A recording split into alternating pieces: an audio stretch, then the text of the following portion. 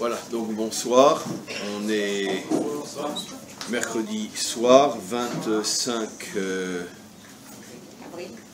avril, et on est à Natania, le deuxième cours aujourd'hui, puisqu'il y a déjà eu un cours ce matin chez le Rav Nakash. Et donc ce soir, le sujet qui a été choisi, un sujet évidemment très théorique, très philosophique, qui ne veut strictement rien dire. Transformer l'obscurité en lumière. Et on va rentrer directement dans le vif du sujet. Évidemment, comme je viens de le dire, c'est un sujet qui est tellement vaste qu'il est bien évident que le cours de ce soir ne va traiter qu'un infime aspect d'un sujet aussi grandiose. Et tout d'abord, je tiens à préciser que le cours sera Leilui Nishmat Moshe Roger Ben Emma Simcha Tiye Nishmatot Tzrora Betzror Achaim. Et donc, on va aller doucement, mais d'une manière tout à fait providentielle. On a dans notre paracha un sujet au tout début de la paracha qui, lorsque l'on essaye de le creuser un petit peu, et qu'on n'a bien sûr pas les véritables clés pour comprendre ce qui se dissimule derrière ce sujet, comme on va le voir dans quelques instants, on peut effectivement être très très choqué. Au sujet des Kohanim, et surtout au sujet du Kohen Gadol, on nous dit que les Kohanim n'ont pas le droit d'interrompre leur service dans le temple pour participer au deuil ou à l'enterrement d'un proche, à l'exception de ceux qui sont vraiment très proches, comme malheureusement un père, une mère, un fils, une fille, un frère, une sœur, et bien sûr l'épouse. Mais aussi non, un homme peut très bien avoir un cousin germain, un Cohen peut avoir un cousin germain qui est pour lui comme un frère. Un homme peut avoir un ami qui est pour lui comme un frère, plus peut-être même que son frère. Et malgré tout, non. Comme il est Cohen, il est, en utilisant le langage de la Torah, il est consacré. D'ailleurs, Cohen veut dire consacré, d'ailleurs.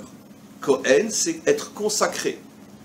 Il est consacré au maître du monde, et donc il n'a pas le droit de s'interrompre, et même pour aller finalement consoler, renforcer quelqu'un qui est en deuil. Mais ça, c'est pas encore véritablement ce qu'il y a de plus choquant. Ce qu'il y a de plus choquant, c'est le Kohen Gadol lui-même. Le Kohen Gadol, tout en étant Kohen Gadol, est un homme.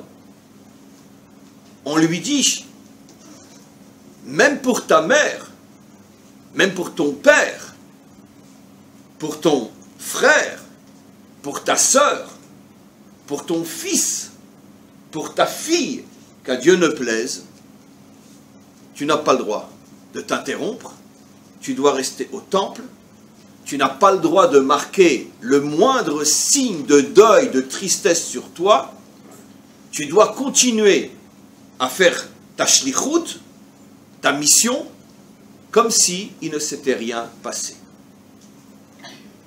Alors, je dis toujours, malheureusement, on est habitué à lire la Torah comme il était une fois l'histoire de...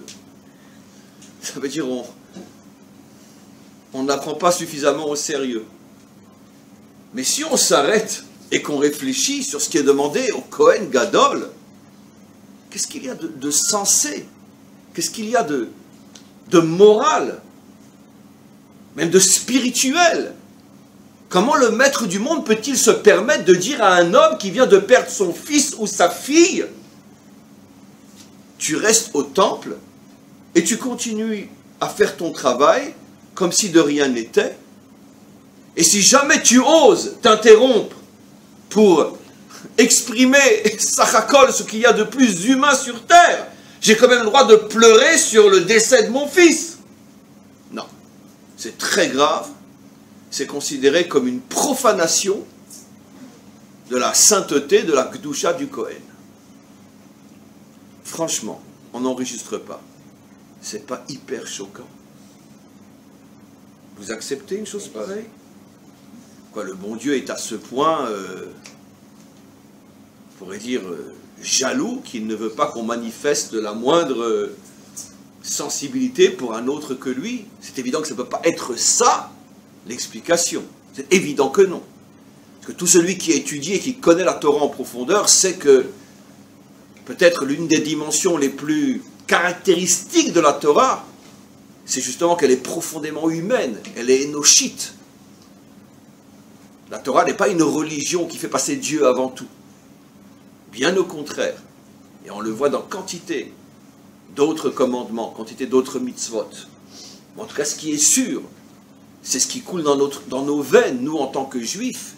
S'il y a bien une spiritualité qui veut faire de nous des hommes, des humains, comme il est dit, Zot Torah ha-Adam, la Torah est là pour construire l'homme.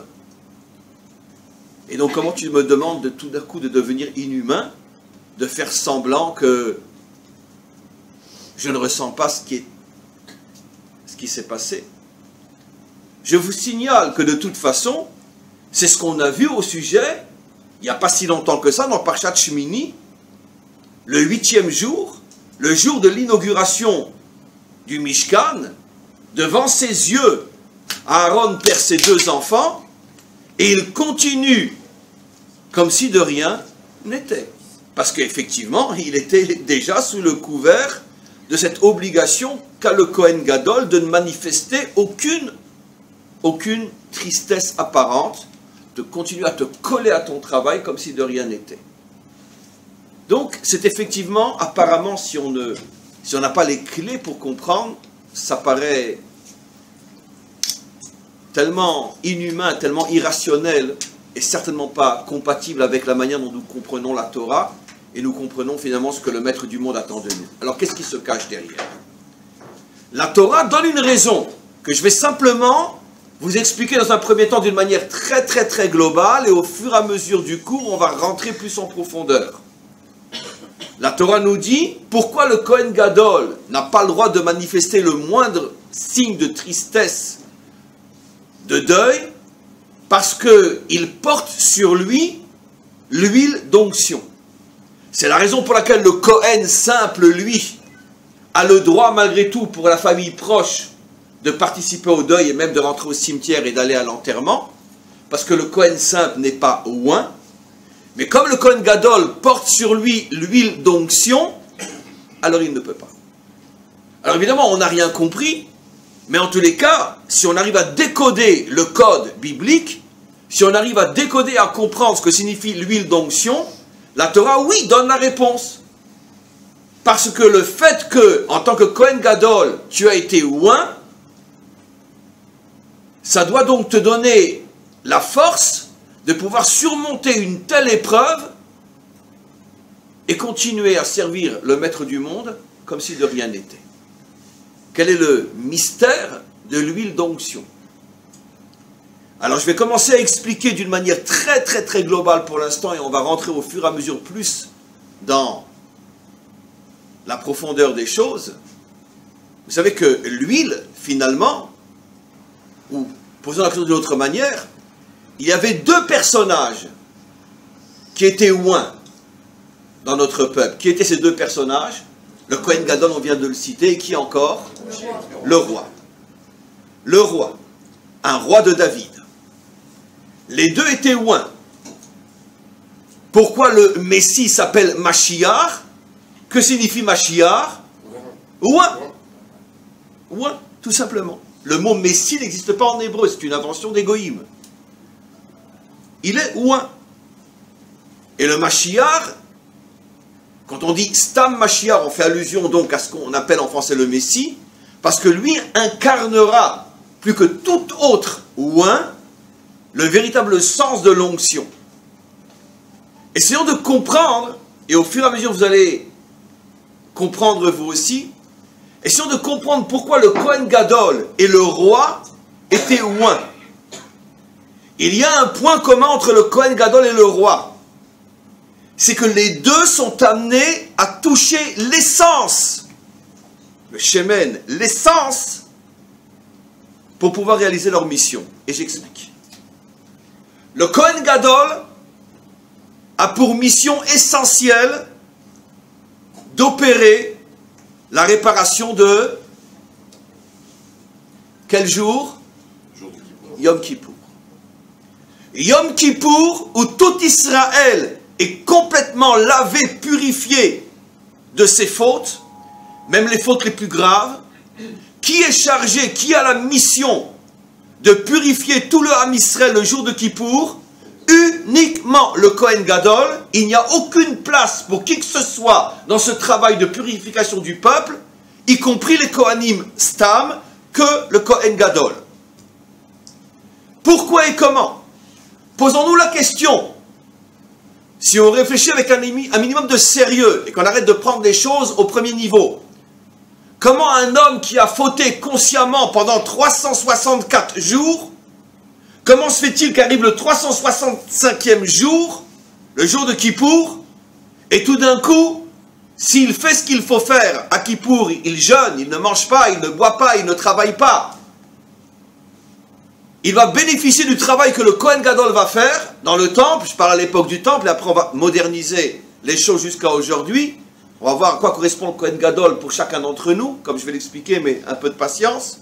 Mais restons dans le contexte biblique. Le Kohen Gadol va purifier cet homme-là, au point qu'à la fin de Kippour, cet homme est entièrement pur.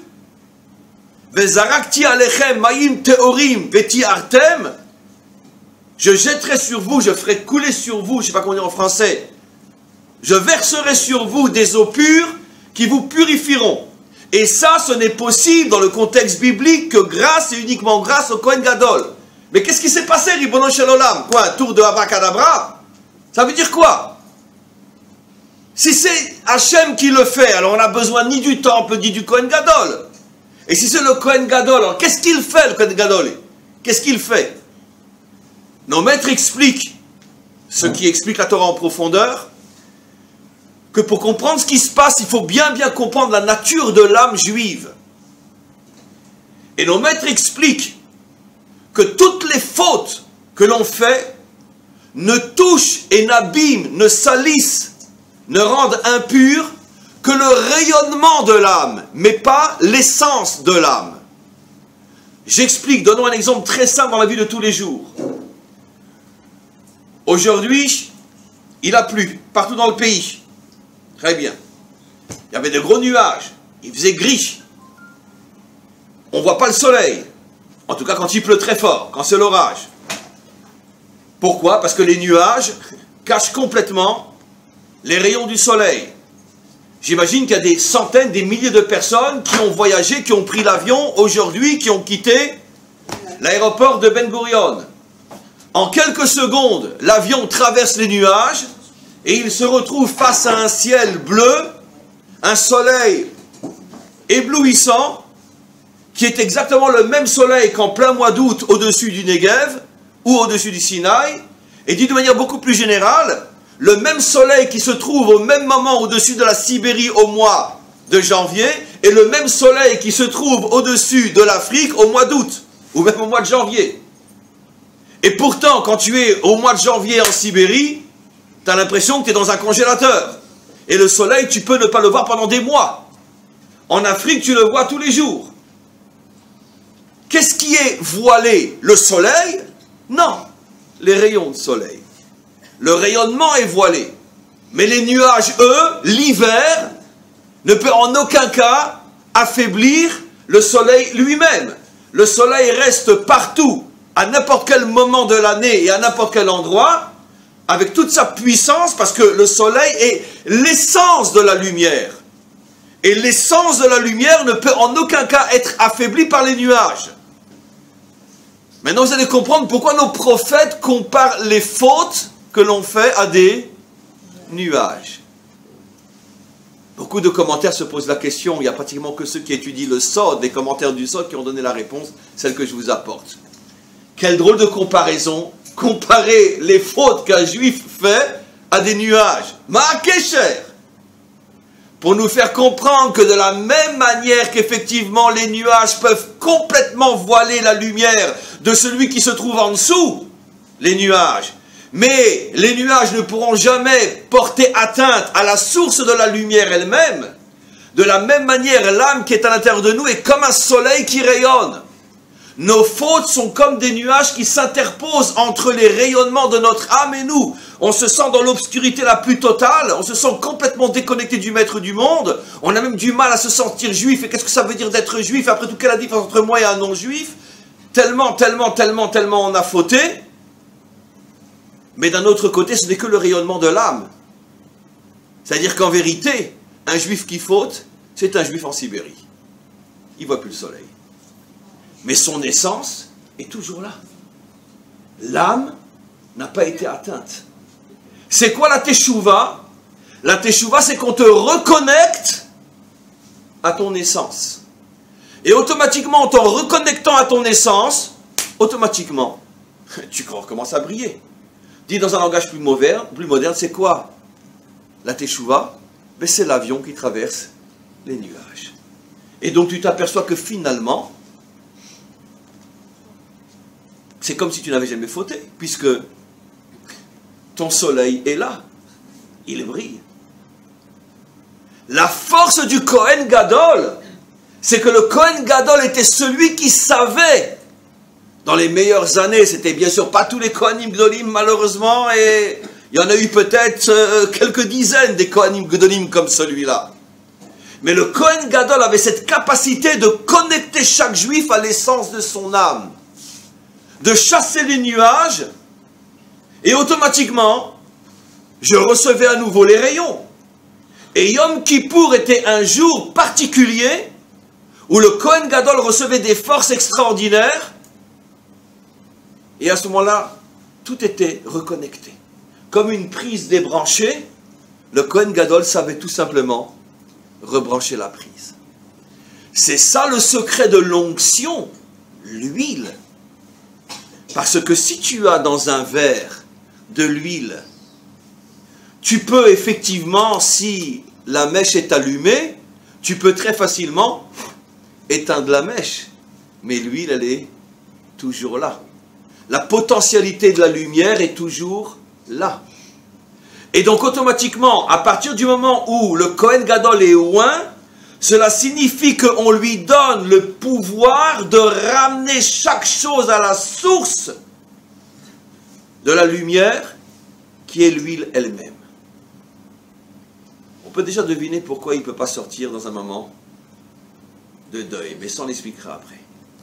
Pourquoi maintenant le roi aussi il est oint? Parce que le roi, comme le Kohen, mais dans une autre dimension, est soumis au même problème. Le Kohen, lui, il est soumis, ou plutôt sa mission, c'est de ne pas se laisser impressionner par la faute, de ne pas voir un juif qui faute et lui dire tu n'es qu'un sale juif, tu manges du porc à Kippour. Non. De dire très bien, il a un nuage en lui qui s'appelle manger du porc à Kippour. Mais ce n'est qu'un nuage. Moi, je ne perds pas confiance dans ce juif. Je sais que l'âme qui est en lui est aussi puissante que celle qui est en moi, parce que les nuages ne peuvent en aucun cas affaiblir la puissance du soleil. Je vais chasser le nuage, je vais le reconnecter à sa source, et il va se remettre à briller. Ça, c'est le Kohen. Le Kohen, c'est cette force qui ne se désespère jamais d'aucun juif, qui ne se laisse pas impressionner par la faute, qui ne juge pas quelqu'un qui faute, qui refuse d'identifier la personne à la faute elle-même, et qui cherche l'essence pour le sauver. Récemment, dans un autre domaine, j'ai donné un cours où j'expliquais, je ne vais pas refaire tout le cours, que contrairement à la traduction judéo-chrétienne qui a complètement assassiné la Torah et qui traduit Ve'ahavta l'ereacha kamocha par l'un des plus grands mensonges de traduction qui existent sur terre, tu aimeras ton prochain comme toi-même. Ne dites jamais ça, je vous en supplie, parce que là vous parlez comme un curé. D'accord ? Il est marqué nulle part dans la Torah, tu aimeras ton prochain comme toi-même. Il est marqué, tu aimeras celui que tu ne supportes pas comme toi-même. Re'acha, quelle est la racine du mot re'acha? Ra. Ra. Celui que tu ne supportes pas. Parce que aimer son prochain comme soi-même, c'est tout simplement se regarder le nombril. Évidemment. C'est facile d'aimer son prochain comme soi-même. Celui qui est proche de moi, évidemment que je l'aime. Mais celui qui est rat, comment je peux l'aimer? Ve'afta lereacha, celui qui te fait du mal, celui que tu vois comme quelqu'un qui est à l'opposé de tes idées, de ce que tu es, de tes conceptions. Malgré tout, tu devras l'aimer comme toi-même. Quand j'ai fait ce cours, quelqu'un m'a posé la question, mais pourtant, il y a de nombreux versets, dont un qu'il me ramène d'une manière polie, innocente. Il veut comprendre, il me dit, pourtant, il y a un verset qui dit « Ohave Hashem sinura ».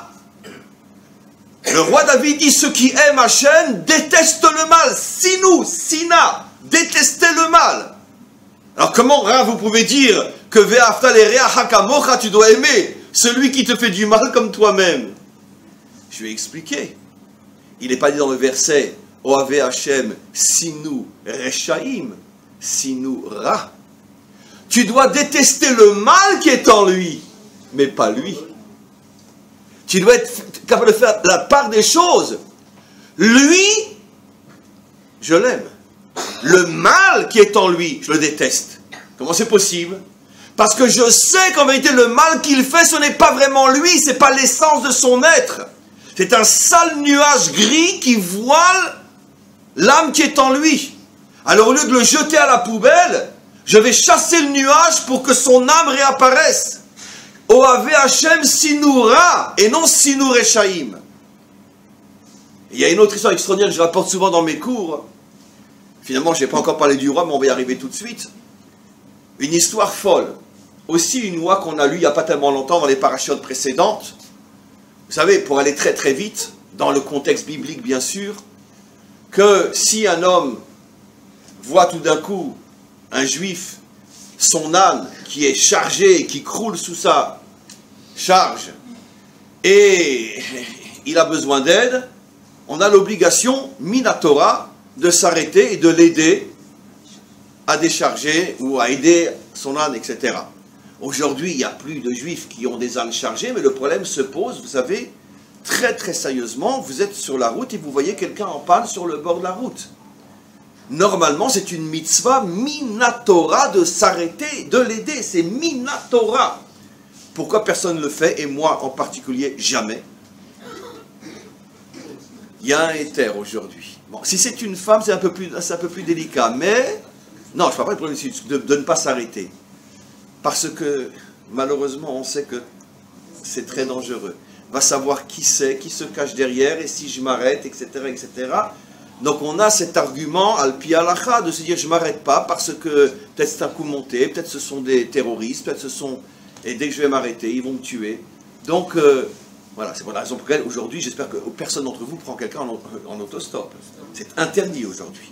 C'est très dangereux. Ben, on le sait, malheureusement. Donc, pour la même raison qu'on ne prend pas quelqu'un en autostop aujourd'hui en Israël parce que c'est trop dangereux, on a la permission aussi de ne pas s'arrêter. Mais supposons qu'on ne soit pas dans le contexte du danger, parce qu'on ne sait pas qui est la personne qui fait semblant d'être en panne, normalement, minatora, on doit s'arrêter. Un autre cas, par exemple, classique, vous rentrez chez vous, voyez une personne âgée avec plein de sacs de courses, même si vous êtes pressé, vous avez l'obligation de vous arrêter et de l'aider, la personne, s'il n'y a pas d'ascenseur, à monter. C'est minatora. Donc, dans le contexte biblique, on parle de l'âne. Il y a deux cas où je dois aider la personne. Soit la charge est par terre, mais lui n'arrive pas à la mettre sur son âne, monter les escaliers avec les courses, et je dois l'aider. Ou bien le contraire, si l'âne est trop chargé et qu'il est en train de s'essouffler et qu'il risque d'être blessé ou mourir, je dois m'arrêter et aider la personne à décharger son âne. Maintenant, à votre avis, quel cas est le plus important? Aider à charger ou aider à décharger? Pourquoi? Parce que quand aider à décharger, il y a aussi l'âne qui est en train de souffrir. Et donc, on doit tout faire pour alléger les souffrances d'une créature. Donc, si par exemple, quelqu'un se retrouve dans la situation où il y a les deux cas en même temps, à droite, il y a quelqu'un qui doit charger son âne, et à gauche, quelqu'un qui doit décharger son âne, qui est en train de s'écrouler sous sa charge. Lequel en aide en priorité? Celui qui doit décharger. Vous avez compris. Hein, même les femmes aujourd'hui, elles font le Talmud. C'est extraordinaire. Très bien. Maintenant, ça c'est ce qu'on a dit. Maintenant, le Talmud rapporte quelque chose de fou.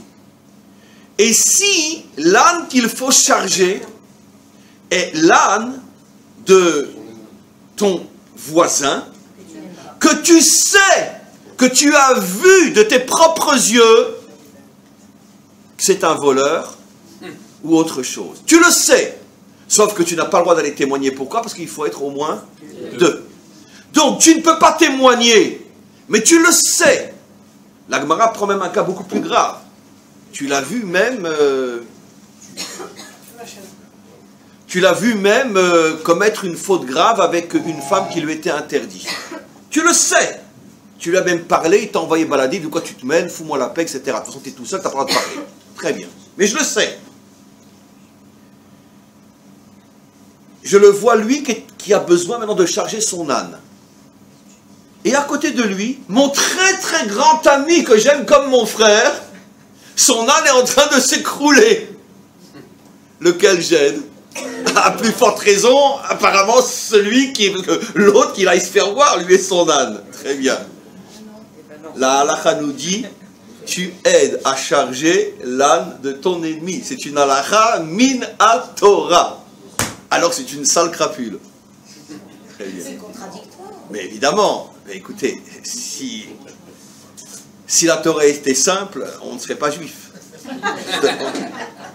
Le cerveau juif, il s'enracine justement dans la Torah, telle que nous la comprenons, c'est-à-dire c'est de la folie. Alors évidemment, nos maîtres se posent la question, mais c'est quoi cette histoire de fou?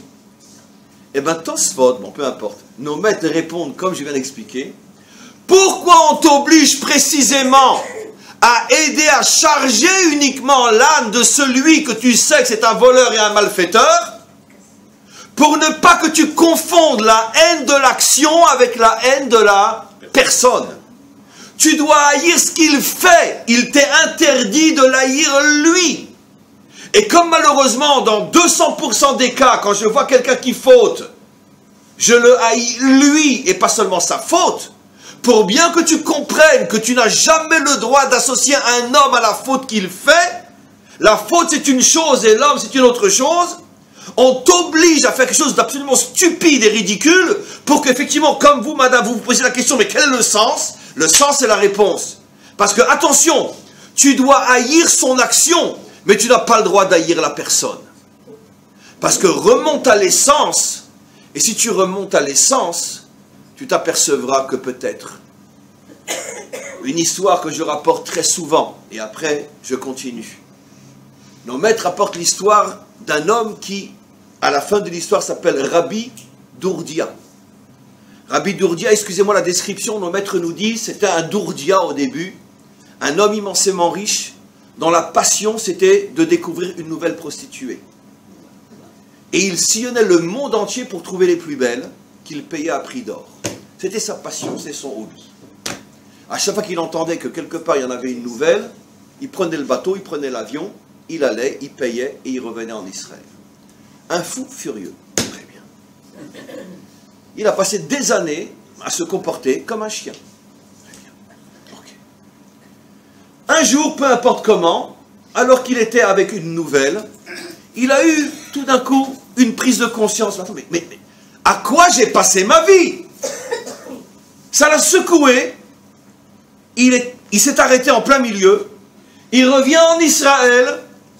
Il va dans le Negev, en plein mois d'août, il s'assoit dans le sable, il met sa tête comme ça sur ses genoux, et il se met à pleurer, à pleurer, à pleurer, à pleurer, à pleurer, jusqu'à ce qu'il en meure. Son âme sort. Dans la Teshuvah. Au même moment, Rabbi Yehuda Hanassi, Rabbeinu HaKadosh, le seul maître de tout le Talmud qu'on appelle Rabbeinu HaKadosh. Excusez-moi la traduction chrétienne, notre maître le saint. Rabbeinu HaKadosh, à ce moment-là, est en train de donner un cours à 500 km de là, mais comme c'est un homme qui a le roi à Kodesh, au moment où l'âme de ce bandit repenti monte, il voit son âme monter. Et il voit que les anges viennent à la rencontre de son âme et la dirigent vers l'endroit qui est celui où lui, Rabbeinu HaKadosh, se retrouvera dans le Olam Haba, au même endroit, l'un à côté de l'autre. Et à ce moment-là, il se met à pleurer et il dit, Yesh kone olamo besha achat, veyesh kone olamo bekama shanim. Moi, pour atteindre ce niveau, il m'a fallu des années de travail. Et quel travail! Un homme qui était immensément riche, à part qu'il était immensément spirituel. Et le jour de sa mort, il lève son petit doigt et il dit, quelques secondes avant de mourir, on ne s'amuse pas avec le maître du monde, vous êtes d'accord? Il dit, devant ses élèves, maître du monde, je témoigne devant toi que durant toute ma vie, même si j'étais aussi riche que César, comme nos maîtres nous disent, il était aussi riche que César, je n'ai jamais profité de ce que j'avais, même pas avec mon petit doigt. J'ai tout consacré au développement de ta Torah, comme on le sait. Il a construit des yeshivot et des mosdot. Tout son argent est passé dans la diffusion de la Torah. Qu'est-ce que j'ai trimé toute ma vie? Et lui, qui a passé son temps avec des prostituées, il est au même niveau que moi. Tous les matins, je dois me lever et dire bonjour, comment ça va? Et en plus, les anges l'appellent Rabbi Dourdia. Bah, si j'avais su, bah, j'aurais fait la même chose. Hein. Qu'est-ce qui s'est passé? Tous les commentaires posent la question, mais qu'est-ce qui s'est passé? Nos maîtres nous disent, parce que dans sa teshuva, qui était tellement sincère au point qu'il en a pleuré jusqu'à en mourir, il s'est reconnecté à l'essence de son âme, et l'essence, comme elle est toujours 100% intacte, finalement il s'est reconnecté à cette partie de l'être qui est une partie du divin, comme il est dit, la neshama c'est chelek eloka mima'al, une partie, excusez-moi la traduction française, on n'a pas le choix, une partie de Dieu, et donc il s'est reconnecté à l'infini, et à ce moment-là il s'est purifié d'une purification telle qu'il a pu en quelques minutes atteindre le niveau de toute une vie de travail de Rabbeinu Akadosh. Donc vous comprenez maintenant aussi, entre parenthèses, l'incroyable issour du Lachon Hara. Vous comprenez un petit peu mieux maintenant. T'as vu ce qu'il a fait, t'as vu comment qu'il est, etc. Vous comprenez pourquoi? C'est aussi incroyable que si quelqu'un arrive en ce moment en Russie et il dit ah ben c'est sûr, hein, au-dessus de la Russie, il n'y a pas de soleil. Ben, c'est une stupidité totale. Tout le monde va rire. Il n'y a pas de soleil au-dessus de la Russie? Non, il y a des nuages qui t'empêchent de voir le soleil. Mais le même soleil qui est au même moment en Afrique, il est au-dessus de Moscou aussi. Dis pas qu'il n'y a pas de soleil. Et donc quand tu fais du Lachon Hara et tu dis, t'as vu ce juif, comment qu'il est, etc. C'est comme si tu étais en train de dire, au-dessus de Moscou, il n'y a pas de soleil. Donc tu es un pur imbécile. Sauf que comme tu fais aussi du mal à quelqu'un, c'est pire encore. Parce que si tu n'es qu'un imbécile, c'est pas grave. Mais si en plus, ton imbécilité fait du mal aux autres, c'est ça. Donc, je reviens maintenant sur le roi. Le roi, lui aussi, il est oint. Pourquoi? Parce que qui comme un leader, qui comme un dirigeant, qui comme celui qui est responsable du présent et de l'avenir d'un pays, qui comme cet homme est confronté à toutes sortes de, excusez-moi l'expression, de toutes les saletés et les cochonneries de ce monde. Parce que nous, les petits citoyens gentils, je veux dire, on ne voit rien, on ne sait rien, on n'entend rien, et puis de temps en temps on a une petite épreuve, on s'imagine que le ciel va s'écrouler. Est-ce qu'on imagine ce qu'un vrai dirigeant voit, entend et sait? Ne parlons pas si c'est un dirigeant du peuple juif qui a le monde entier contre lui. Ah oui. Je ne porte pas, encore une fois, d'avis, mais vous savez ce que je vais dire. D'accord? Bibi, c'est un miracle vivant. D'accord. Avant de commencer à critiquer un homme comme ça, comprenons déjà, Bichlal, de qui on parle. Vous savez ce que ça veut dire, à notre époque, être à la tête de l'État d'Israël? Est-ce qu'on peut imaginer le milliardième de ce qu'il sait que nous ne serons jamais et il ne s'est pas encore suicidé? Et en plus, il a une grande partie de son peuple contre lui et il tient la route.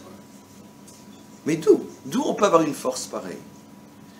Et avec tout le respect qu'on lui doit, il n'arrive même pas à l'ombre de la chaussure ou du talon du roi David. Nos maîtres nous disent que jamais il y a eu un homme sur terre qui a été autant critiqué, autant haï, autant poursuivi par sa propre famille, par ses propres enfants. Un de ses fils a voulu le tuer. Même ses femmes l'ont abandonné, comme Michal ou d'autres, qui l'ont critiqué, qui ont même fait savoir qu'elle regrettait de s'être mariée avec lui. Tous les jours avant de s'endormir, il devait lever son oreiller pour voir s'il n'y a pas une bombe qui était dissimulée. Nos maîtres disent que jamais un homme n'a été autant haï, critiqué, poursuivi par ses propres enfants, par son propre peuple, dans une génération autant que le roi David.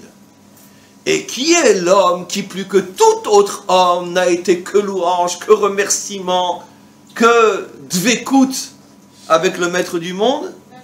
David. Il est oint. Ça veut dire quoi, il est oint? Ça veut dire que pour être un vrai dirigeant, le maître du monde sait que tu vas devoir traverser de telles grâces, de tels complots, de telles saletés, de telles trahisons.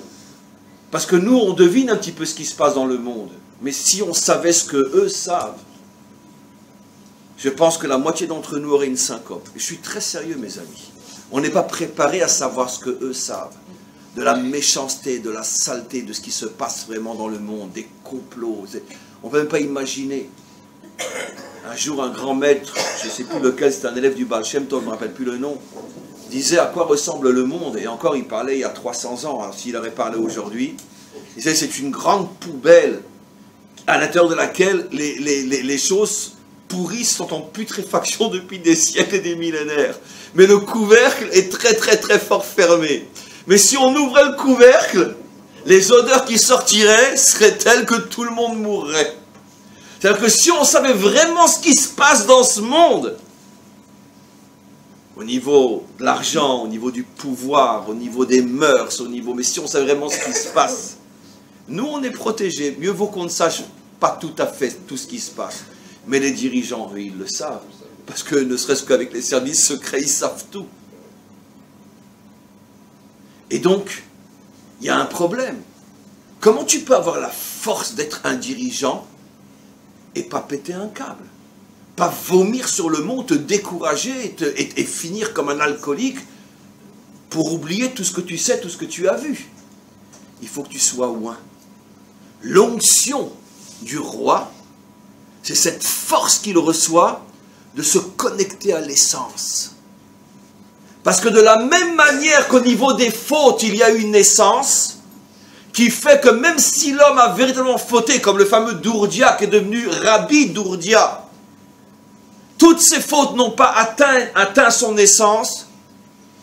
Un vrai leader, un vrai dirigeant est celui qui est capable, malgré tout ce qu'il sait et tout ce qu'il voit, de ne pas se décourager du monde et de savoir que le jour viendra où Bayom Haou Yeh Hashem le Melech al Kol Haaretz. Ça nous est difficile d'imaginer, franchement, dites-moi la vérité. Il y en a un, franchement, qui imagine que Hashem peut être Melech al Kol Haaretz. Comme je dis toujours, mais qu'est-ce que la mafia colombienne, elle va faire? Rien que la mafia mexicaine ou colombienne. Mais c'est pas possible. C'est des milliards en jeu. C'est pas possible. Vous imaginez le Mashiach qui vient et qui dit, allez, ça y est, maintenant tout le monde devient propre. Mais les premiers qui vont tirer dessus, c'est qui à part les Juifs? C'est la mafia. Non, je suis très sérieux.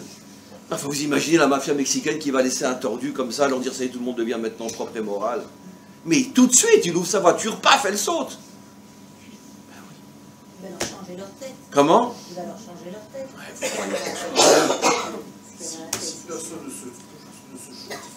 Ça a l'air. Expliquez-moi comment il va faire. Soyez gentils, soyez mignons, faites plaisir au bon Dieu. Vous savez ce que c'est un chef de la mafia colombienne? Ils ont tous une grosse croix comme ça autour du cou. Comme chez nous, la mafia, ils ont tous une grosse kippa sur la tête. Ah ouais. C'est incroyable, hein? Partout dans le monde, les mafionnaires, ils sont religieux. Ah oui. Chez nous, ils ont une grosse kippa, chez eux, ils ont une grosse croix. C'est incroyable, hein? Chez les musulmans, n'en parlons pas. C'est des imams. Donc, il semblerait qu'il n'y a pas trop de contradiction entre le bon Dieu et la mafia. Chez eux, hein? Chez eux. Ah oui. Chez nous, 80% des chefs de la mafia, ils ont une grosse kippa sur la tête. Ah oui, oui, oui. Bon, n'allons pas plus loin, c'est trop malheureux, mais c'est comme ça. Donc on peut avoir une grosse kippa sur la tête, une grosse croix ici, aller à l'église tous les dimanches, et tuer de sang-froid tous tes opposants. D'accord? Et puis après, aller se confesser et dire, mon Dieu, pardonne-moi. Je ne recommencerai pas jusqu'à demain. C'est comme ça que ça marche. Chez nous, on a Kippour, donc, pas grave. Donc, Bekitsour, quoi qu'il en soit, redevenons sérieux. Il faut une force inimaginable pour être impliqué dans ce monde et pas se décourager de ce monde. Vous savez, dans un autre domaine, la révolte du ghetto de Varsovie, je vais vous étonner, maintenant je passe vraiment du coq par l'âne, du coq au lion, le ghetto de Varsovie. Vous savez quand ils ont décidé de déclencher la révolte du ghetto de Varsovie? Après avoir simulé un simulacre de Seder. C'était le soir de Pessah. Ils ont simulé un simulacre de Seder, car il n'y avait ni matzah, ni vin, ni rien. Ils se sont réunis, ils ont fait un Seder. Ils ont dit les Shana Aba'a B'Yerushalayim, et le premier coup de feu a été tiré. Comment qu'on peut dire les Shana Aba'a B'Yerushalayim quand on est quelques centaines qui restent dans les ruines de ce qui a été l'une des communautés juives les plus florissantes de Pologne, Varsovie? Comment qu'on peut dire en toute sincérité les Shana Aba'a et puis tirer un coup de feu qui de toute façon, tu sais très bien qu'il ne te mènera nulle part ailleurs qu'à Auschwitz? Comment? Comment tu ne te désespères pas? Pourquoi tu te bats? Parce que ces gens-là ont touché l'essence, leur propre essence, comme on le verra encore dans ce cours. Il y a des moments où l'homme, finalement, la seule chose qui lui reste pour s'en sortir, et c'est ce qui finalement va être son plus grand cadeau, c'est que dans la mesure où toutes les lumières se sont éteintes, il ne reste plus qu'une seule chose si tu veux t'en sortir, retrouve ton essence.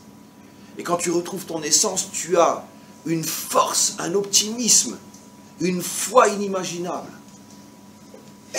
Pendant des millénaires, le peuple juif a dit les Shana B'Yerushalayim. Et aujourd'hui, on dit Hashana B'Yerushalayim. Nous sommes à Jérusalem.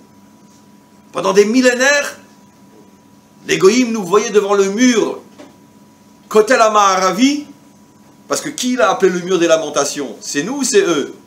C'est eux. Nous n'avons pas le droit de dire nous le mur des lamentations. C'est pour nous insulter, nous humilier qu'ils ont appelé ce mur le mur des lamentations.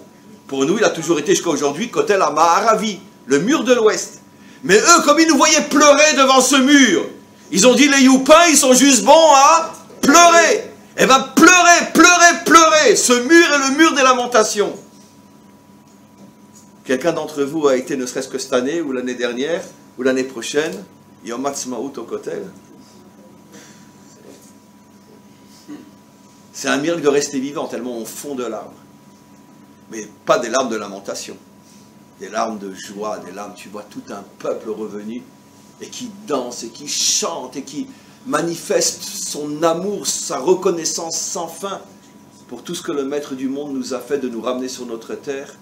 Alors vraiment, si ceux qui nous humiliaient voient ça, ils ne vont certainement plus appeler ce mur le mur des lamentations. C'est le mur de l'explosion de joie, de l'explosion du miracle, de la renaissance d'un peuple sur sa terre.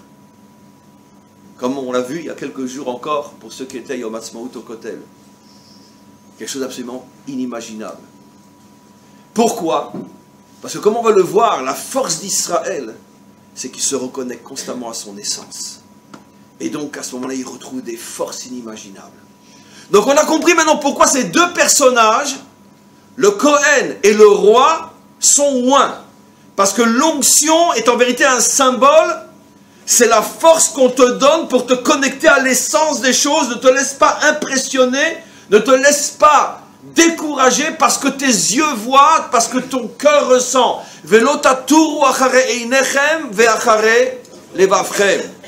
Tes yeux et ton cœur te mentent. Parce qu'effectivement, cet homme faute. Effectivement, le monde est une sale pourriture. Mais ça, c'est uniquement l'extériorité de cet homme ou l'extériorité du monde. Mais si tu remontes à l'essence du monde, tu vas t'apercevoir qu'il est intact. Il est pur comme au premier jour de la création. Et l'homme et le monde. Donc ne te décourage pas. Et ces deux personnages étaient ceux qui, dans notre peuple, avaient la force de toujours ramener à l'essence. Maintenant, écoutez-moi bien. Nos maîtres expliquent, c'est un enseignement qui provient surtout du Baal Shem Tov, mais qui a été repris par pratiquement toutes les tendances du judaïsme, tellement tous les maîtres ont compris que cet enseignement évident, mais que lui a eu le mérite de révéler, est véritablement un enseignement évident sur lequel on ne peut pas discuter. Le Baal Shem Tov a révélé qu'en vérité, tous les personnages de la Torah sont en vérité des représentants de toutes les forces qui se trouvent dans chacun d'entre nous. Les bonnes comme les mauvaises. On a en nous une force qui s'appelle Avraham, c'est la force du Chesed. On a en nous une force qui s'appelle Yitzhak, c'est la force du courage, de la Gvura. On a en nous une force qui s'appelle Moshe, c'est notre capacité à comprendre, à étudier la Torah et à se coller à la Torah. On a une force qui s'appelle Yaakov, l'équilibre, la vérité, Tiferet. Mais on a aussi une force qui s'appelle Pharaon, on a aussi une force qui s'appelle Amalek, on a aussi une force qui s'appelle Esav. Parce qu'on a le Yetzeratov, avec tous ses niveaux, représenté par tous les bons personnages bibliques, et on a aussi le Yetzerara, avec tous ses niveaux, représentés par tous les personnages mauvais bibliques. Et qu'en vérité, un homme, c'est la Torah entière. Je l'ai dit tout à l'heure. Qu'est-ce que dit le verset? Zot ha-Torah ha-Adam. Toute la Torah se trouve dans l'homme. Donc tous les personnages bibliques se trouvent en moi. Donc j'ai aussi en moi un Kohen Gadol et j'ai aussi en moi un Melech. Ça veut dire que j'ai en moi la capacité de ne jamais me désespérer de mes fautes, de ne jamais me désespérer des fautes que je vois faites par les autres. Ça, c'est la dimension Kohen Gadol que j'ai en moi. Et j'ai aussi en moi la dimension Meler, c'est-à-dire de ne pas me décourager du monde, même si je sais que dans ce monde, il y a toutes les saletés possibles et inimaginables. Je crois de toutes mes forces que ces saletés ne sont que la saleté sur la vitrine, mais un bon nettoyage me permettra de voir ce qu'il y a derrière la vitrine, et je m'aperçois que derrière la vitrine, Bayom Haouhi Hashem, le Melech al Kol Haaretz. Mais ça, ce n'est pas un travail évident et facile. Maintenant, tout ça, c'était l'introduction. On va maintenant pouvoir commencer le cours. Je ne plaisante pas. Comment on a commencé le cours? Vous vous rappelez? Comment qu'on peut demander au Kohen Gadol quelque chose d'aussi abominable, inhumain, injuste, que Dieu nous préserve? Un proche, un enfant, est parti, et on t'interdit de sortir du temple, et tu dois continuer, parce que si tu es un vrai Kohen Gadol, tu es tellement connecté à l'essence des choses, que tu es capable de ressentir véritablement que Akol Letova. Et tu ne peux pas porter le deuil, c'est impossible. Parce que tu es tellement connecté à l'essence des choses que tu ressens au plus profond de toi que même quelque chose qui est perçu par la grande majorité des hommes et des femmes comme un drame, toi tu vas le vivre comme Akol Letova. Comment c'est possible Akol Letova? Mais enfin c'est quand même un drame. Et tu vois bien que tout le monde pleure. Sur ça on a un texte du Talmud extraordinaire. Sur justement le verset que j'ai rapporté, la suite du verset, j'ai expliqué Bayom Haouhi Hashem le Melech al Kol Haaretz, mais le verset continue et il dit Bayom Haouhi Hashem Echad Ushmo Echad. En ce jour, au futur, Dieu sera un. Nos maîtres posent une question stupide pour mieux nous permettre de comprendre la réponse. Ils disent que ça veut dire en ce jour Dieu sera un et aujourd'hui il n'est pas un, il y en a plusieurs. Quoi tu dis? Au futur, en ce jour il sera un, mais il est un aujourd'hui. Nos maîtres répondent évidemment qu'il est un aujourd'hui, mais toi tu ne le vois pas comme étant un, toi tu le vois comme étant deux. Mais un jour viendra où tu le verras véritablement comme étant un. Alors nos maîtres demandent, c'est quoi? En quoi je le vois comme deux aujourd'hui? Regardez la puissance de la réponse de nos maîtres. Ils disent, parce que dis-moi, aujourd'hui, quand tu gagnes au gros lot, quel bracha tu fais? Baruch Atov Ve'Ameitiv. Alors là tu peux y aller, Atov Ve'Ameitiv.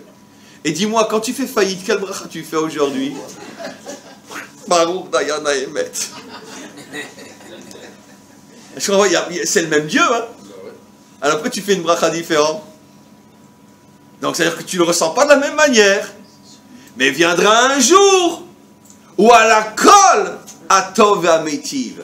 Un jour viendra où on comprendra rétroactivement que sur toutes les choses sur lesquelles dans ce monde j'ai fait Dayana Emet, je pourrais dire Atov Ametiv. Ça, c'est ce que dit le Talmud. La Chassidoute va plus loin encore.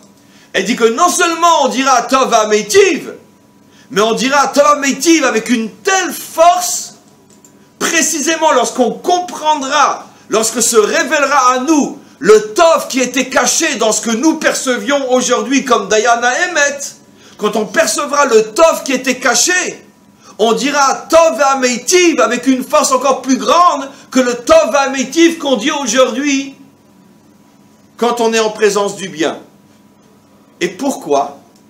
Nos maîtres donnent un exemple très très simple, mais magnifique dans sa simplicité. Aujourd'hui, un exemple que je rapporte très souvent.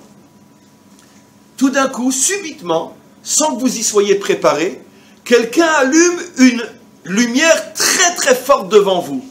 Quel effet ça vous fait? Ébloui, et ça vous plonge dans l'obscurité. Comment c'est possible qu'une grande lumière me plonge dans l'obscurité? Et je me dis, oh là là, il fait tout noir ici.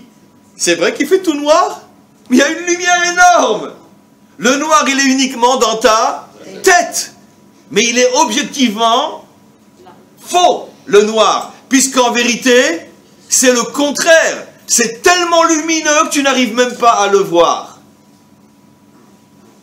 Nos maîtres expliquent que chaque épreuve, chaque souffrance, chaque perte dans ce monde, c'est en vérité une lumière extraordinairement puissante qu'Hachem ouvre devant nous, mais comme elle est trop puissante, nous n'avons pas la capacité de la réceptionner, elle nous plonge dans l'obscurité, on se déchire les habits et on dit Baruch Dayana Emet. Mais dans le monde à venir, Hachem va nous donner les yeux pour voir. Et quand on aura les yeux pour voir, on dira mais comment j'ai pu pleurer? Mais comment j'ai pu me déchirer les habits? Mais comment j'ai pu porter le deuil? Mais j'ai jamais reçu une lumière aussi grande de ma vie. C'est dur à imaginer, mais c'est ce qui va se passer. Et c'est pour ça que Bayom Aouya Hashem Echad, parce qu'on comprendra que dans toutes les situations que l'on a traversées sur terre, on n'a traversé que des situations de lumière. Mais ce que nous avons vu comme la lumière était de la petite lumière, et ce que nous avons vu comme l'obscurité était une lumière immense. Ça veut dire que qu'est-ce qui va se passer quand on va arriver de l'autre côté? D'accord? Chacun d'entre nous va venir chercher, mais il va dire, dis-moi, t'exagères, hein? Pourquoi tu ne m'as pas plus éprouvé? Oui. C'est ce qui va se passer. Et vous savez que ce que je dis, je ne l'invente pas. C'est un pasouk, un verset dans les prophètes. Un jour viendra où on dira à Hachem, Odecha ki anaftabi. Je te remercie de m'avoir cogné. Pourquoi? Parce qu'on comprendra rétroactivement qu'est-ce qui se cachait derrière la souffrance. Alors, pour nous montrer, mes amis, que cette chose, même si elle se dévoilera dans toute sa puissance, uniquement les Atid Lavo, malgré tout, elle existe en nous aujourd'hui déjà. Et le Kohen Gadol est le modèle de cette force qui est en nous. Quand la Torah dit au Kohen Gadol, tu ne sors pas pour aller à l'enterrement de ton fils ou de ta fille, et tu ne portes pas le deuil, tu ne déchires pas ton habit, tu ne dis pas Dayana Emet, parce que tu es censé, toi, incarner aujourd'hui déjà cette perception qui est au plus profond de l'âme juive, d'être capable de ressentir, malgré toute l'apparence du drame, que sauf kol sauf, akol le Torah. Et mes amis, on ne l'a pas cette force en nous? Comment qu'on l'appelle dans notre langage, finalement, le Kohen Gadol qui est en nous? Après, c'est une question de mesure uniquement. Petit, moyen, grand, immense. Comment on appelle cette force dans le langage courant qui est le Kohen Gadol? La Emouna. Ben, vous avez très bien compris. La Emouna. La Emouna.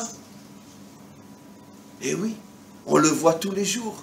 Comment des drames se transforment en empire de bien. le voit tous les jours.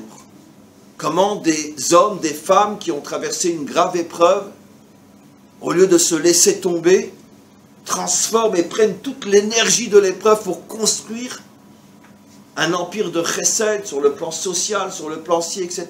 En Israël, on en voit tous les jours. Combien qu'on en voit? Des parents qui ont perdu un enfant à la guerre, ou à l'armée, ou peu importe, ou un enfant malade, ou des parents, ou un frère et une sœur.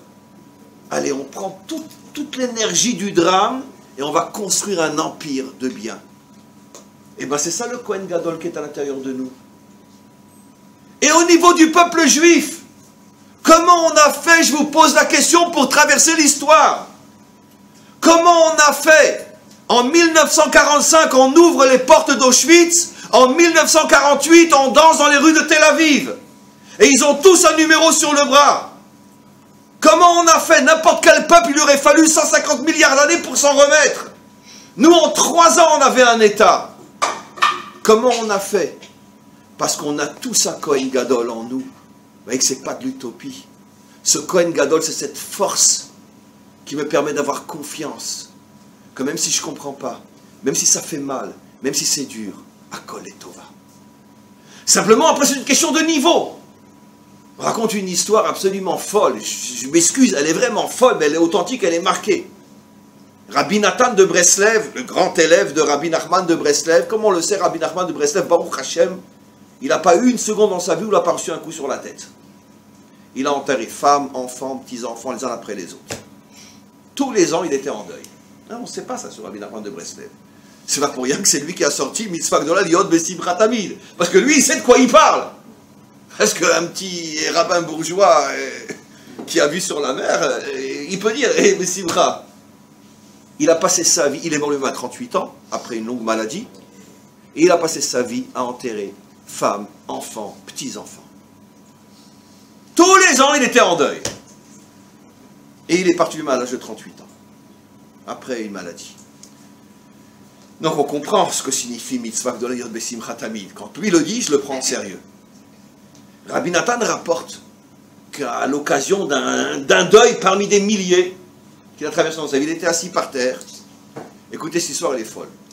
Rabbi Nathan rentre, s'approche du maître qui est assis par terre, et puis Rabbi Nathan fait attention que personne ne voit, il lui fait un signe, et il lui sourit. Rabbi Nachman sourit à Rabbi Nathan. Et il lui dit, c'est Rabbi Nathan qui écrit ça dans Yemei Moranat, dans le recueil de souvenirs que Rabbi Nathan a écrit sur tout ce qu'il a vécu avec son maître. Donc tout le monde peut l'acheter et le lire. Rabbi Nachman lui dit, sache, quand je te vois, j'ai envie de me lever, et de danser, et de chanter, comme à Simchat Torah. Seulement je ne peux pas, parce que le Shulchan Aruch me l'interdit. Et il était assis sur le deuil d'un de ses fils. Il dit à Rabbi Nathan, j'ai envie de me lever, te prendre, danser et chanter comme à Simchat Torah, mais je ne peux pas, le Shulchan Aruch m'interdit. Ça veut dire, à quel niveau il vivait? Parce que chez lui, le Pidgam, Akol et Tova, ce n'était pas de la religion, c'était tout son être qui le vivait. Il savait que le maître du monde, aussi horrible que ça soit de le dire, et c'est sûr que c'est horrible de le dire, mais il ressentait de toutes ses tripes que chaque deuil était un cadeau éternel. Et que c'était le tikkun d'âme, et on ne peut pas savoir ce qui se passe. Est-ce que nous, on est dans les secrets du maître du monde? Est-ce qu'on peut comprendre ce qui se passe? Mais lui le ressentait, parce qu'il voyait les choses vues côté mystère, et pas seulement vues côté homme. Et donc, Kaniré qu'il a senti à ce deuil-là, qu'il y avait un secret dans le tikkun de l'âme de son enfant, un tikkun tellement inimaginable qui allait permettre à cet enfant d'atteindre un niveau tellement incroyable qu'il n'en pouvait plus du cadeau qu'Hachem lui avait fait. Il avait envie de le montrer à tout le monde. Mais il ne peut pas. Pourquoi? Parce que le Shulchan Aruch lui interdit. Alors il reste assis comme un endeuillé. Incroyable cette histoire, c'est plus une histoire de fou. Alors lui, c'est pas seulement la Emouna, c'est que lui, vraiment, le Kohen Gadol était véritablement vivant en lui. C'est absolument incroyable. Maintenant, encore une fois, il est 10 heures. Est-ce que j'ai encore 5 ou 10 minutes? Oui. 5-10 minutes, c'est bon encore? Parce que je voudrais juste conclure avec un autre passage qui va concrétiser tout ce qu'on a expliqué. J'ai fini encore 10 minutes, donnez-moi et c'est fini. Donc on comprend encore une fois, si on 100% de ceux qui se sont éloignés de la Torah, c'est parce qu'un jour, il y a un cap qui a pété à cause de toutes les souffrances que notre peuple subissait. C'est très rare un juif qui va renier la Torah, stam, parce qu'il a envie de s'amuser. C'est très rare. Tout a commencé dans les générations où il y avait des pogroms, où il y avait ci, où il y avait ça, et les juifs n'en pouvaient plus, ils avaient... Et bon, c'est généralement ça.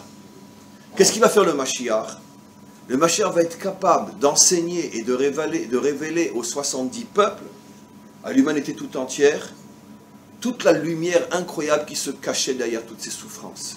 Et quand l'humanité va comprendre qu'en vérité, nos yeux nous ont trompés, notre cœur nous a trompés, et qu'on n'était pas préparé à recevoir cette lumière tellement elle était grande, et que lui sera capable de la dévoiler, parce que lui va révéler l'essence, l'huile, l'essence des choses.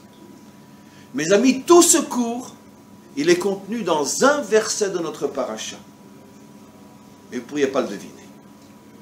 À la fin de notre paracha, il y a un verset extraordinaire. On reparle de la Ménorah, et on dit la chose suivante.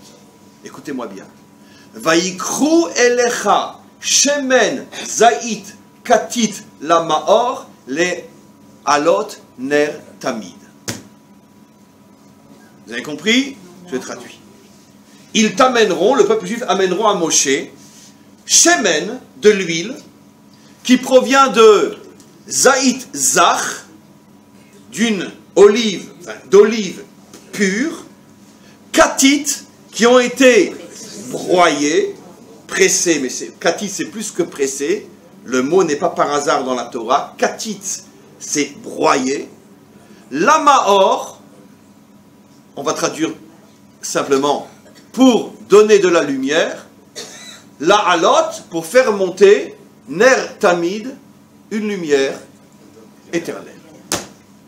Nos maîtres posent 3 questions sur ce verset, que seul, bien sûr, l'œil attentif et surtout l'oreille hébraïque qui connaît bien la langue, tout de suite va remarquer 3 anomalies dans ce verset. Première anomalie, la plus simple. Combien de bougies on allumait sur la Ménorah? 7. Donc le verset aurait dû dire la halot, ner ou nerot. Le verset aurait dû dire la halot, nerot. On n'allumait pas un ner, on allumait 7 nerfs. Anomalie terrible dans le verset. Et deuxième anomalie, tamid. Pourquoi? Les lumières brillaient tout le temps. Tous les jours, il fallait les rallumer. Donc pourquoi ner echad et pourquoi tamid? Les 2 anomalies que vous pouvez tous et toutes comprendre. La troisième est un peu plus subtile, mais je l'ai préparée maintenant pendant 1 heure. En hébreu, on n'aurait pas dû dire shemen zait katit la maor. On aurait dû dire le'ahir. Maor, c'est la source de lumière. Le'ahir, c'est éclairer. Or, il s'agit ici de quoi? D'allumer des bougies. Donc, elles ne sont pas maor, elles sont le'ahir. Donnons un exemple. Comment, le 4e jour, la Torah appelle les 2 astres, la lune et le soleil? Meorot. La source de lumière s'appelle Maor, mais la lumière s'appelle Le'ahir. Comme il est dit, Ve'a Maor akatan, Le'ahir halaaretz. L'astre, le petit, va éclairer pendant la nuit la terre, Le'ahir. Or là, il ne s'agit pas de Maor, il s'agit de Le'ahir. Donc, on a 3 anomalies dans ce verset. Nos maîtres répondent. De ce verset, on comprend qu'effectivement, les bougies s'éteignaient. Mais il y en avait une qui ne s'éteignait jamais. Le ner à Ma'aravi. J'explique. On rentrait dans le temple par le Mizrach, l'est. Et on se dirigeait à l'intérieur du temple vers l'ouest. La Ménorah était posée comme ça avec ses 7 branches de l'est à l'ouest. Et la lumière qui était la plus à l'ouest, donc la plus proche du Saint des Saints, celle-là, il y avait un miracle, elle ne s'éteignait jamais. 6 s'éteignaient, une ne s'éteignait jamais, et le Kohen rallumait les 6 qui s'éteignaient à partir de celle qu'on appelle le Ner HaMa'aravi, qui ne s'éteignait jamais. J'ouvre une parenthèse extraordinaire, sortez les mouchoirs. Nos maîtres disent il y a plus de 2000 ans qu'il y a 2 choses qui sont au Maharav qui ne s'éteigneront jamais. Le Ner HaMa'aravi et le Kotel HaMa'aravi. Nos maîtres nous disent il y a plus de 2000 ans que de la même manière que dans le temple, le Ner HaMa'aravi ne s'éteignait jamais. C'est un siman qu'il y a un mur du temple qui ne disparaîtra jamais. Nos maîtres le disent il y a plus de 2000 ans. Comment ils pouvaient imaginer une chose pareille, qui ne sera jamais détruit? Et c'est pas faute d'avoir essayé. Même les Jordaniens ont essayé. Ils ont amené des bulldozers qui se retournaient. Et ils en avaient tellement marre que quand ils ont vu qu'ils n'arrivent pas, ils ont transformé le mur des lamentations en pissotière. Pour nous humilier. Tous ont essayé de détruire ce mur. Les plus grandes puissances étaient là. Les Romains, les Grecs, les Byzantins, les Croisés, les Ottomans, les Turcs, les Anglais, les Jordaniens, tous ont essayé. Ce mur n'a jamais pu être détruit. Nos maîtres disent pourquoi? Siman hu le Israël ki ashrina shora beinehem. Le Ner HaMa'aravi et le Kotel HaMa'aravi sont un siman que la Shrina, la présence divine, n'abandonne pas le peuple juif. Personne ne peut nous enlever le Kotel HaMa'aravi, comme le Ner HaMa'aravi. Alors maintenant, vous comprenez, réponse à toutes les questions. Pourquoi c'est marqué qu'on allume une lumière? Parce qu'on ne parle pas des 6 autres, on parle de celle-là. On l'a allumée une fois et elle est restée Tamid. Ner Tamid. Et pourquoi on dit les Mahor et pas les Haïr? Parce que pourquoi cette lumière ne s'est jamais éteinte? Parce qu'elle était connectée au Mahor, elle était connectée à la source, à l'essence. Et nos maîtres donnent une explication extraordinaire. Cette lumière en vérité est à l'intérieur de chacun d'entre nous. Même quand on a une épreuve et que toutes nos lumières s'éteignent, il en restera toujours une en toi à partir de laquelle tu pourras tout rallumer. 45, on sort d'Auschwitz. 48, on célèbre la naissance de l'État d'Israël. Il y a une bougie qui ne s'éteindra jamais. Parfois, disent nos maîtres, le Kohen rentrait, il trouvait 2 bougies éteintes. Des fois, il trouvait 3 bougies éteintes. Des fois, il trouvait 6 bougies éteintes, mais jamais 7. Les commentaires disent, il y aura des moments dans l'histoire où les souffrances s'attaqueront à une petite partie d'Israël. Il y aura des fois des moments où les souffrances attaqueront une plus grande partie d'Israël. Il y aura des fois, comme pendant la Shoah, où toutes les bougies d'Israël vont s'éteindre, sauf une, celle qui est au Maharav. Celle-là, elle ne s'éteindra pas. Et c'est ceux qui sont sortis avec leur numéro, qui était cette bougie qu'on n'a pas pu détruire. Ceux-là nous ont ramenés sur notre terre. Mes amis, ici à Natania, n'oubliez jamais, vous avez devant vos yeux cette bougie éternelle, l'Agnado, construit par le rabbi de Tzanz, qui a perdu une femme et 11 enfants à Auschwitz, qui lui-même a vécu à Auschwitz. Vous connaissez toute cette histoire extraordinaire sur le rabbi de Tzanz. Extraordinaire, qu'un jour un nazi le poursuit. Il était comme tous les détenus, il n'avait pas la tête d'un rabbin, et encore moins d'un tzaddik. Mais quand il dirait que le nazi avait senti qu'il était différent des autres, il le fait tomber à terre. Il lui met sa botte sur le cou, et il lui dit, dis-moi maintenant, c'est qui le peuple élu? Il n'y a que le rabbi de Tzanz qui peut répondre comme ça. Il dit, le peuple élu, c'est celui qui est sous la botte. Il a une chance de s'en sortir. Le nazi était tellement stupéfait d'une réponse pareille, qui était tellement vraie, et que quand il est que même lui, il l'a compris, il a dit, ah bon, allez, dégage, dégage, dégage, dégage. Dégage. Quand il est sorti, il a dit, moi maintenant, je vais m'occuper de sauver les enfants de mon peuple. Il construit l'Agnado. C'est ça le Ner HaMa'aravi. Quand tu laisses derrière toi une femme et 11 enfants, bah, T'as envie de chialer quand même, non? Non, il n'y a pas le temps pour chialer, les gars. Il faut sauver maintenant mon peuple. Il construit l'Aniado. C'est ça le Ner HaMa'aravi. Cette force, elle est en chacun d'entre nous. Maintenant, j'ai terminé. Pourquoi Ma'aravi spécifiquement? Parce que le mot Erev nous fait penser à la nuit. Vayi Erev, Vayi Boker. La lumière éternelle est précisément celle qui brille dans notre nuit. C'est là-bas que tu vas la trouver, cette lumière éternelle. Les plus grands hommes se sont toujours révélés dans les moments de plus grande obscurité. Parce que quand tout va bien, on est minuscule. Mais quand ça va mal, c'est là qu'on voit les grands jaillir. Pourquoi? Parce que la grandeur ne se révèle que quand on se connecte à son essence. Ner HaMa'aravi, Ner Tamid. Et c'est ça le secret de la survie du peuple juif. Comme je dis toujours d'une manière cyniquement ironique, si les antisémites étaient vraiment de vrais antisémites, c'est-à-dire vraiment ils veulent qu'on disparaisse, eh bien il faudrait qu'ils fassent une seule chose. D'accord, ça fait des années que je le dis, mais comme ils sont tellement CON, ils ne le feront pas. Je leur dis, écoutez, rien que pendant 50 ans, vous nous fichez la paix, vous nous gâtez, vous donnez tout ce qu'on veut. 50 ans, je vous garantis, il ne reste pas un juif. Il ne reste pas un juif. Le plus grand cadeau qu'ils nous font, les antisémites, c'est qu'à chaque fois qu'on va s'installer dans nos graisses, ils nous rentrent dedans. Et là, pourquoi c'est un cadeau? Parce qu'on se reconnecte à notre essence. Si les antisémites voulaient vraiment nous faire disparaître, ils nous foutraient la paix, et ça fait longtemps qu'il n'y aurait plus de juifs sur terre.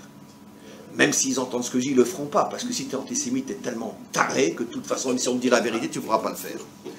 Mais quoi qu'il en soit, c'est comme ça que ça fonctionne. Laisse un homme tranquille, il disparaît.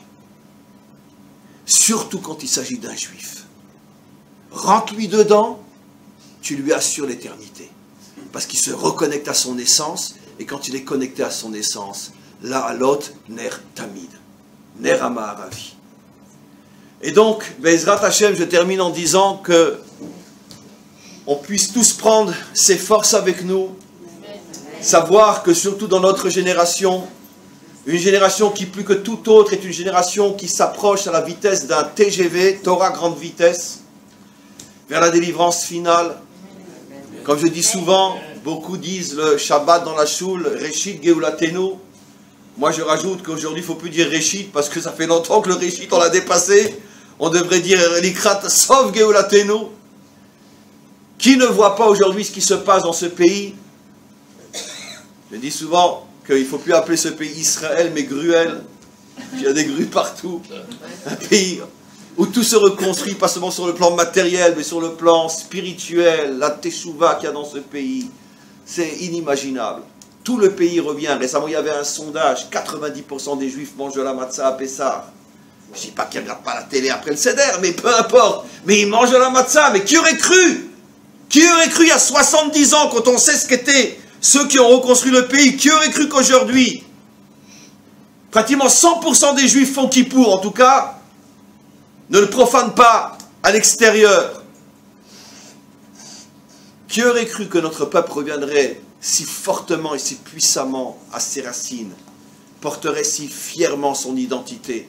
Et on n'est qu'au début, et ça va aller de plus en plus vite. Donc d'un côté, on sait qu'on approche de la délivrance. D'un autre côté, soyons lucides. Tout accouchement est accompagné de contractions et de douleurs.